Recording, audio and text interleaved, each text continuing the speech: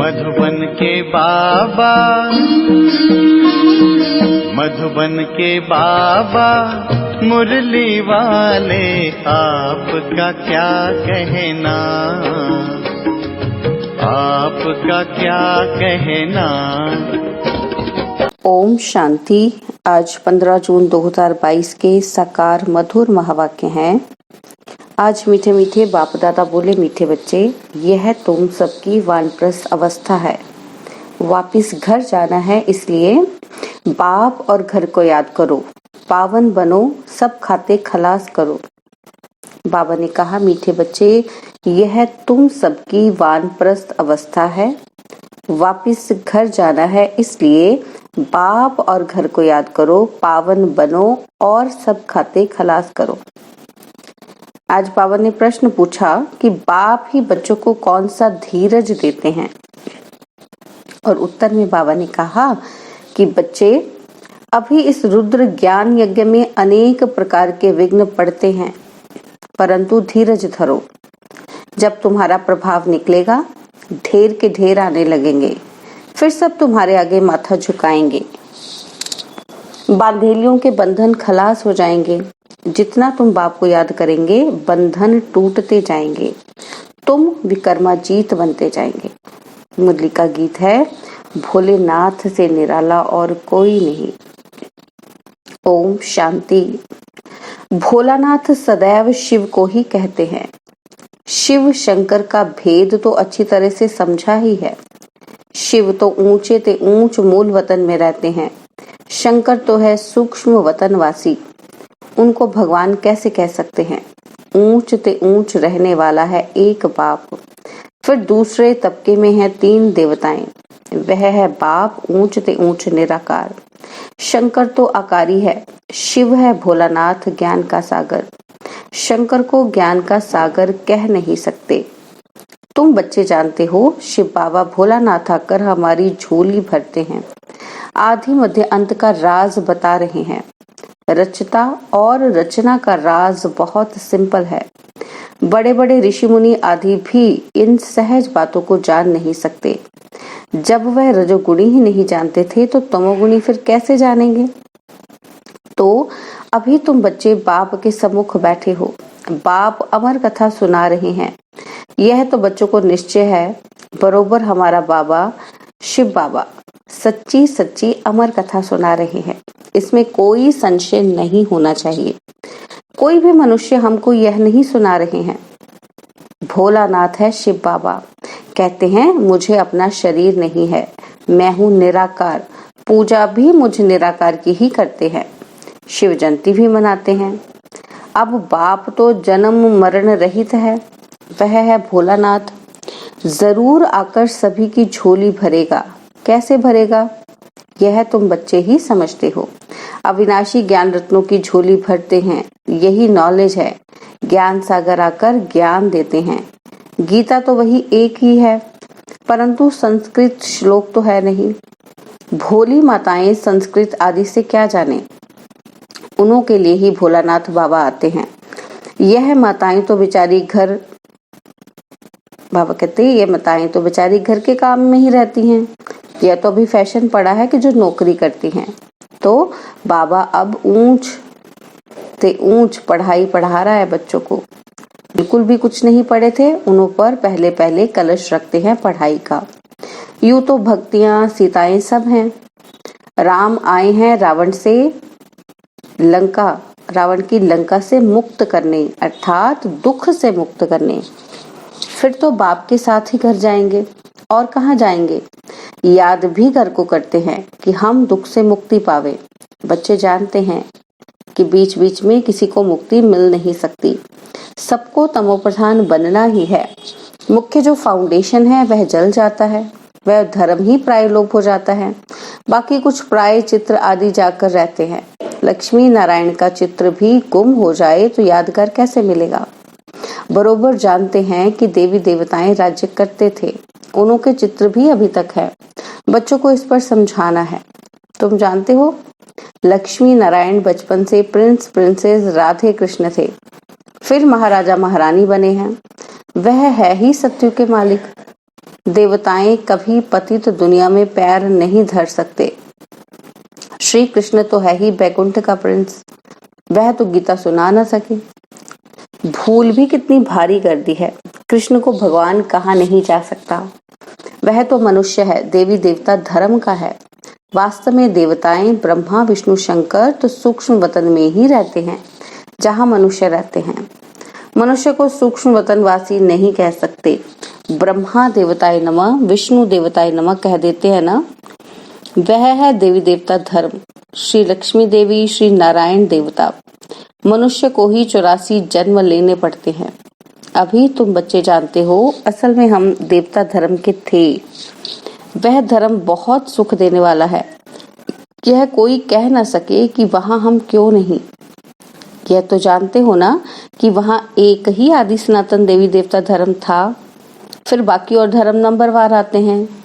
यह तुम बच्चे समझा सकते हो। यह अनादि बना बनाया खेल है, उसमें फिर सतयुग होगा, भारत में ही होना है, क्योंकि भारत ही अविनाशी खंड है, इसका विनाश नहीं होता है। यह भी समझाना पड़ता है। बाप का जन्म भी यहाँ होता है, उनका है दिव्य जन्म जो मनुष्यों सदृश नहीं है। बाप आए हैं निकालने। अभी तुम सिर्फ बाप और घर को याद करो, फिर तुम राजधानी में आ जाएंगे। यह तो आसुरी राजस्थान है, बाप ले जाते हैं दैवी राजस्थान में। और कोई तकलीफ नहीं देते, सिर्फ बाप और वर्षे को याद करना है। यह है अजपा जाप, मुख से कुछ भी कहना नहीं है, सूक्ष्म में भी कुछ कहना नहीं है। साइलेंस में बाप को याद करना है घर बैठे। बांधेलियां भी घर बैठ सुनती हैं, छुट्टी नहीं मिलती है। हाँ, घर बैठे सिर्फ पवित्र रहने की कोशिश करो। बोलो हमको स्वप्न में डायरेक्शन मिलते हैं, पवित्र बनो। अभी मौत सामने खड़ा है, तुम अभी वानप्रस्थ अवस्था में हो। वानप्रस्थ में कभी विकार का ख्याल थोड़े होता है। अभी बाप सारी दुनिया के लिए कहते हैं कि सभी की वानप्रस्थ अवस्था है, सभी को वापस जाना है तो घर को याद करना है, फिर आना भी भारत में है। मुख तो घर की तरफ ही होगा ना। बच्चों को और कोई तकलीफ नहीं दी जाती है, बड़ा सहज है। घर में बैठ बल भोजन बनाओ शिव बाबा की याद में। घर में भोजन बनाते हो तो पति याद रहता है ना। बाप कहते हैं यह तो पतियों का पति है, उनको याद करो जिससे 21 जन्मों के लिए वर्षा मिलता है। अच्छा, कोई को छुट्टी नहीं मिलती है, वहां भी रह बाप और वर्षे को याद करो। अपना तो तुम छुटकारा कर लो, बाप से पूरा वर्षा ले सकते हो। धीरे धीरे तो छुटकारा मिलना ही है। हाँ, रुद्र ज्ञान यज्ञ में विघ्न भी जरूर पड़ने हैं। आखिरीन जब तुम्हारा प्रभाव निकलेगा तो तुम्हारे चरणों में माथा टेकते रहेंगे। विघ्न तो पड़ते ही रहेंगे, इसमें धैर्य धरना है, उतावला नहीं होना है। घर बैठे पति आदि मित्र संबंधियों को एक ही बात समझाओ कि बाप का फरमान है मुझे याद करो, वर्षा लो। कृष्ण को तो नहीं हो सकता, बाप को ही याद करना है। बाप का ही परिचय देना है जो सब जान जाएं कि हमारा बाबा शिव बाबा है। वह भी अभी याद अच्छी रह सकती है, थोड़े समय के लिए बंधन मारपीट आदि है, आगे चल ये सब बंद हो जाएंगे। कोई कोई बीमारी होती है तो झट छूट जाती है, कोई वर्ष 2 वर्ष तक भी चलती है। इसमें भी उपाय यही है कि बाबा को याद करते करते बंधन छूट जाएंगे। इसलिए हर बात में धीरज चाहिए। बाप कहते हैं जितना तुम याद करेंगे उतना विकर्म विनाश होंगे, बुद्धि टूटती जाएगी। यह विकर्मों के भी बंधन है। विकार को ही नंबर 1 विकर्म कहा जाता है। अभी तुम विकर्माजीत बनते हो। विकर्माजीत याद से ही बना जाता है। सभी खाते खलास हो जाएंगे, फिर सुख का खाता शुरू होगा। व्यापारियों के लिए तो बहुत सहज है, समझते हैं कि पुराना खाता खलास कर फिर नया शुरू करना है। याद करते रहेंगे तो जमा होता जाएगा, याद नहीं करेंगे तो जमा कैसे होगा। यह भी व्यापार है ना। बाप तो कोई तकलीफ नहीं देते हैं, धक्का आदि कुछ भी खाने का नहीं है। वो तो जन्म जन्मांतर खाते ही आए हैं। अभी सत्य बाप कितना अच्छी रीति समझाते हैं। गॉड ही सत्य बतलाते हैं, बाकी तो सब है झूठ। कॉन्ट्रास्ट देखो, बाबा क्या समझाते हैं और मनुष्य क्या समझाते हैं। यह है ड्रामा, फिर भी ऐसे ही होगा। अभी तुम जानते हो कि हम सद्गति को पाते हैं श्रीमत पर चलने से, नहीं तो इतना ऊंच पद नहीं मिलेगा। तुम निमित्त बनते हो स्वर्ग में जाने, वहां कोई विकर्म होता नहीं। यहाँ विकर्म होता है तो सजा भी भोगनी पड़ती है। जो श्रीमत पर नहीं चलते उनको भी क्या कहा जाए? नास्तिक। भल जानते हैं बाबा आस्तिक बनाते हैं, परंतु फिर भी अगर उनकी मत पर ना चले तो नास्तिक ठहरे ना। जानते भी हैं कि शिव बाबा की श्रीमत पर ही चलना है, परंतु जानते हुए भी ना चले तो उनको क्या कहेंगे? श्रीमत है श्रेष्ठ बनने की, सबसे ऊंच ते ऊंच वह सतगुरु है। बाप बैठ बच्चों को सम्मुख समझाते हैं। कल्प कल्प समझाया था, बाकी शास्त्र तो सब भक्ति मार्ग के हैं। अनेक ढेर के ढेर शास्त्र हैं, शास्त्रों की भी बहुत इज्जत रखते हैं। जैसे शास्त्रों को परिक्रमा देते हैं, वैसे चित्रों को भी परिक्रमा दिलाते हैं। अब बाबा कहते हैं इन सभी को भूल जाओ, एकदम बिंदु बन जाओ, बिंदी लगा दो और कोई बातें सुनो ही नहीं। Hear no evil, see no evil, talk no evil। एक बाप के सिवाय दूसरे कोई की बात मत सुनो, अशरीरी बन जाओ और सब कुछ भूल जाओ। तुम आत्माएं शरीर के साथ सुनती हो। बाप आकर ब्रह्मा द्वारा समझाते हैं, बच्चों को सद्गति का मार्ग बतलाते हैं। बल पहले भी परंतु मुक्त जीवन मुक्ति कोई चक्र नहीं सके। कल्प की आयु ही लंबी कर दी है। जिनकी तकदीर में होगा तो सुनेगा, तकदीर में नहीं है तो आ न सके।